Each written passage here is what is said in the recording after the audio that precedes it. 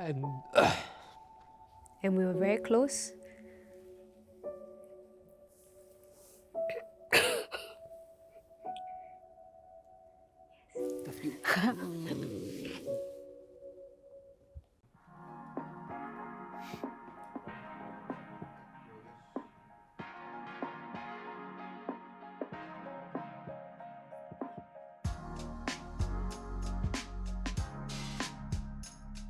so we kind of actually met each other for the first time when we were in secondary school. We're actually from the same secondary school.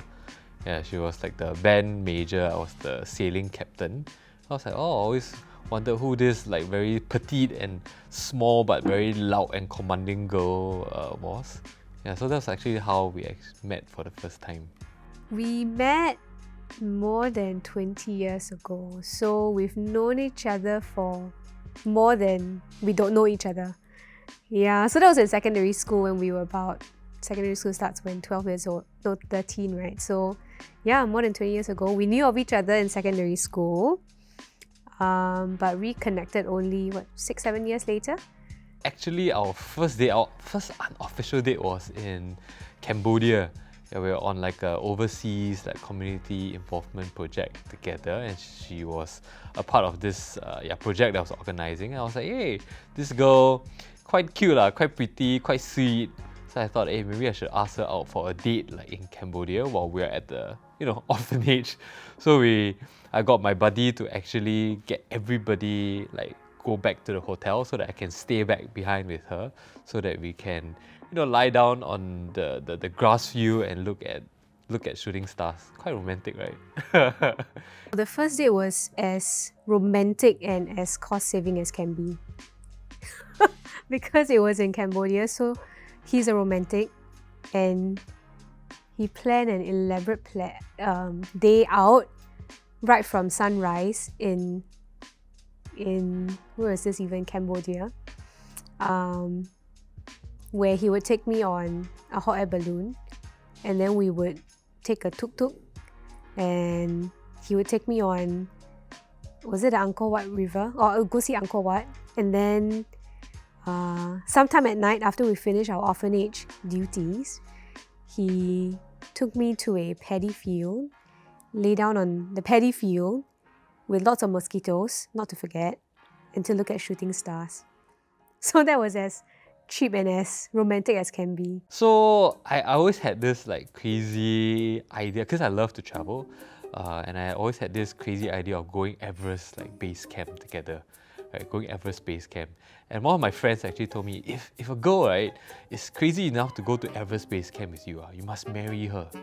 And so that was really one of the things that has stuck through with me. So yeah, back in 2012, yeah, we decided to go Everest base camp together, and I prepared a ring there. Like if she actually reached base camp with me, I'm gonna propose to her. Oh, not I'm not gonna propose to her, but I thought it would be quite a nice milestone and quite a nice location to celebrate our love by doing something very, very special. So he's a romantic.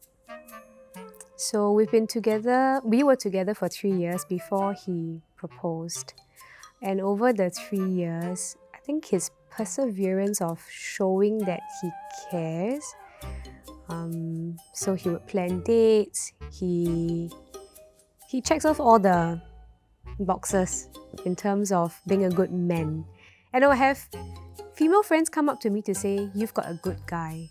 So obviously, if there's external validation, then I need to check internally whether I agree with that. But I think over the 3 years, it's not like a one moment. I think it's more that he continuously showed love, and he would do little things like deliver breakfast, surprise me at my workplace, and I work really long hours.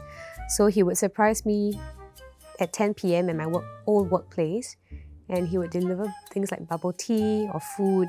So it's the acts of consistency over 3 years that made me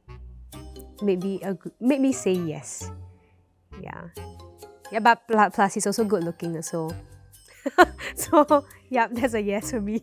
And I remember we had this conversation when we were in Maldives for our baby moon, and we sat down one night and we decided to talk about, hey, who we are and what kind of parents do we want to be? How do we want our kids to grow up? I would say it was relatively an intense conversation, because we were also talking about how we were brought up, how our parents were what are some good things that we would want to kind of adopt for ourselves as parents, and what are some stuff that we also want to kind of avoid. And it was a very honest conversation, and I felt like that was nice. That was nice that we were able to be honest and open and upfront with each other when it comes to some of these more difficult conversations also. Before we actually delivered Zachary, yes, we did talk about it. It was during our baby moon in Maldives. We spent 4 hours at a bar where I couldn't drink. Obviously he was drinking, talking about how we'd be as parents, and of course ideal state, right? Gentle parenting, cannot scold, and we'll be calm. We need to be the best versions of ourselves and cannot scold vulgarities, cannot do this and do that. So yes, we did talk about how we would be, and we actually took reference from how we were brought up, the things that we agreed with and still agree with, from my upbringing and his own upbringing. So that was a very good session. So we aligned before Zach appeared on earth. I think it is, I think our family planning journey has been really quite a bit of a roller coaster. Yeah, so I had fertility issues. So I think when we first started to really plan for having a kid, we found it hey, how come it's taking so long? We see our friends, usually it takes half a year, max a year, but we're spending a year or two and nothing's happening.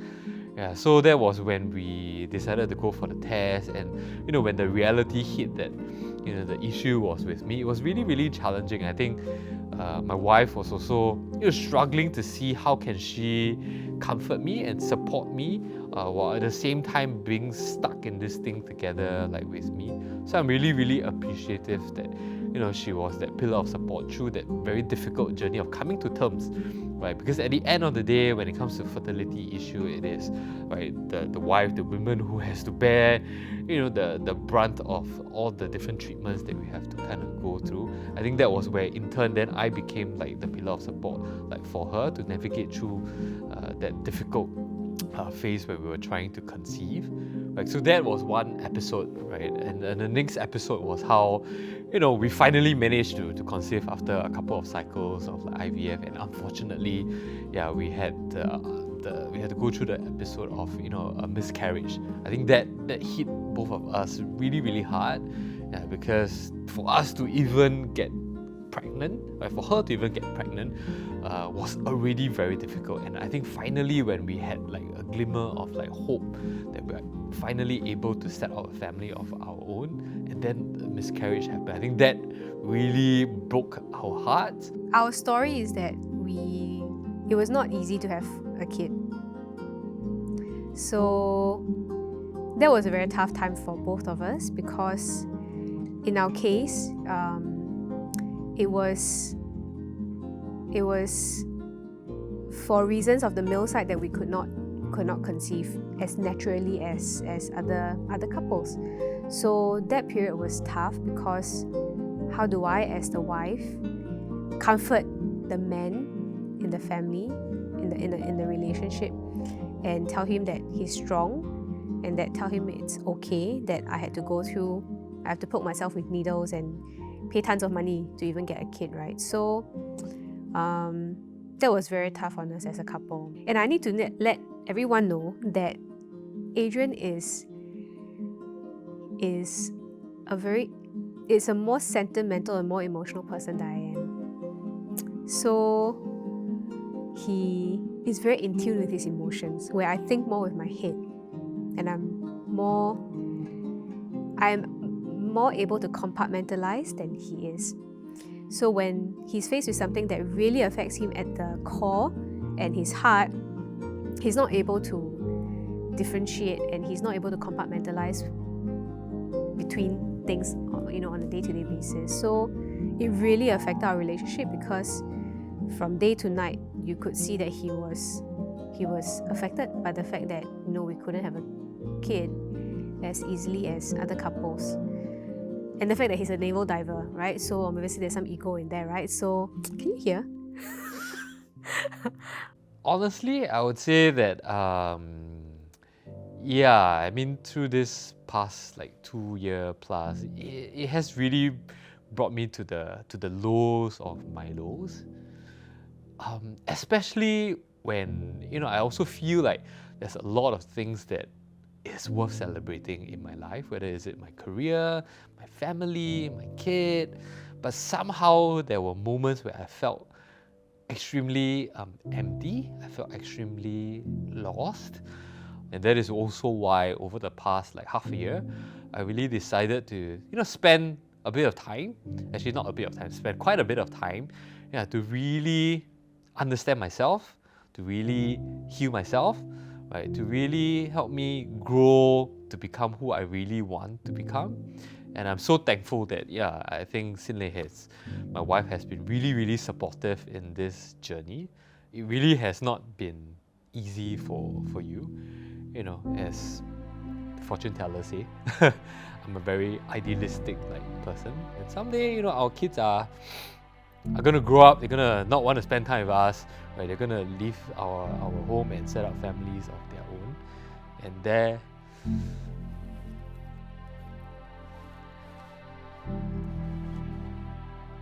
Yeah. Yeah, and yeah. And there it will be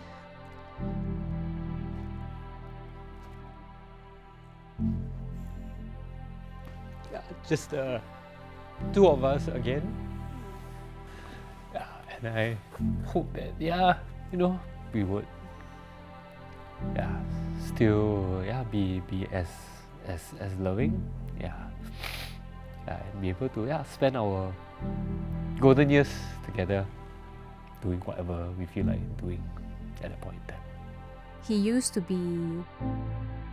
to be a lot more reserved, so when he got angry or upset with something, he would do the silent treatment. But now, he takes the initiative to talk about it, which I think is bonus. But I think the miscarriage one really hit us because in our case, we spent a lot of money, we spent a lot of effort, we put a lot of heart into the signs of the promise that you get a kid after IVF, but we failed, right? So, I mean, thinking back, it's been what? 4 years. Yeah, close to 4 years. I still feel very emotional talking about it because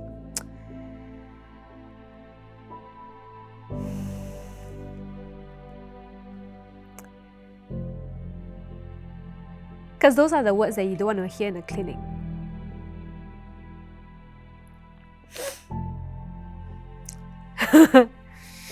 That there's no heartbeat.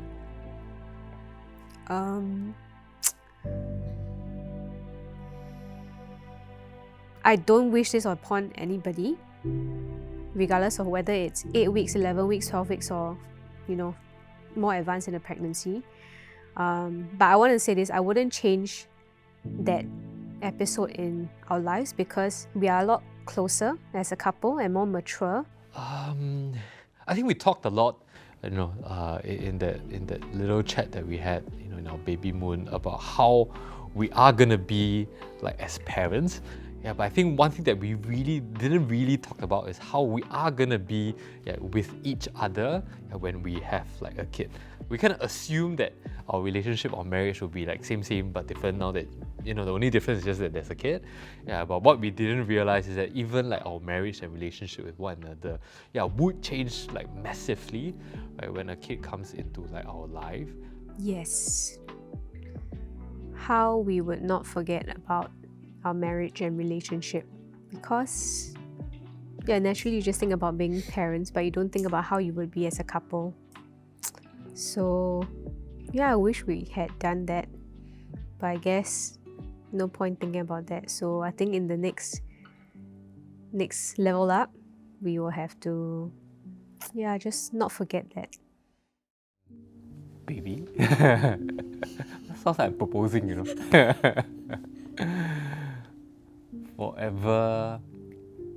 Forever to me kind of looks like bringing my Chocho along and irritating you with it. I think we have been on a roller coaster of a journey so far, and I think it's not been easy.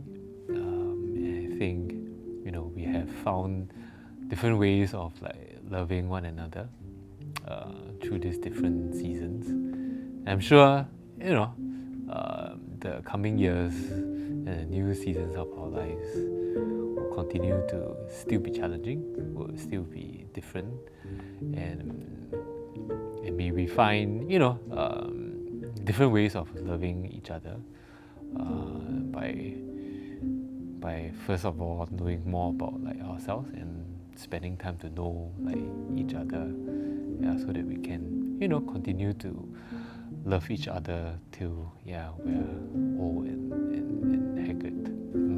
Will you marry me? Okay. I should have known the kind of life that we'll lead. Sounds like regret.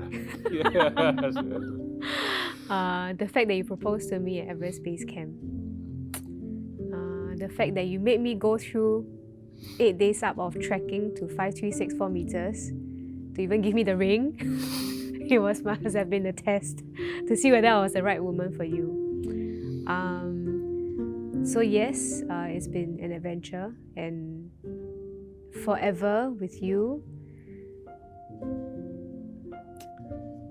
looks like we will, to me, hopefully we'll get to spend 50, 60 years for as long as we can.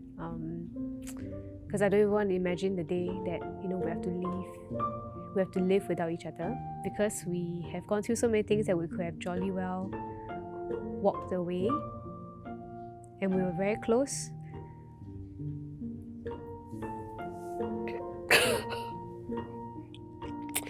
To walking away. So yes, forever actually really means that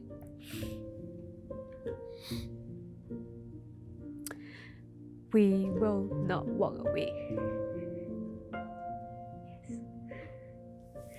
Yes.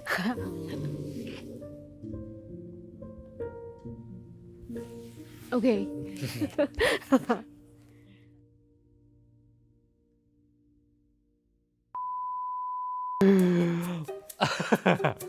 I mean, I love kids. Honestly, I do, and I think they are really a joy and a blessing. Well, let the number 2 come out first. Unless by the time I retire already, then maybe can. Or I'll be a stay-home dad. She can go and work. I always joke with her that I would love to be like a house husband and she can go out there and work. I'll be more than happy to do it. So my answer to that is let the second one come out first. But my answer is always it's very expensive in Singapore. So we have to think twice, thrice. But let's see if heavens bless us with that, we will not say no.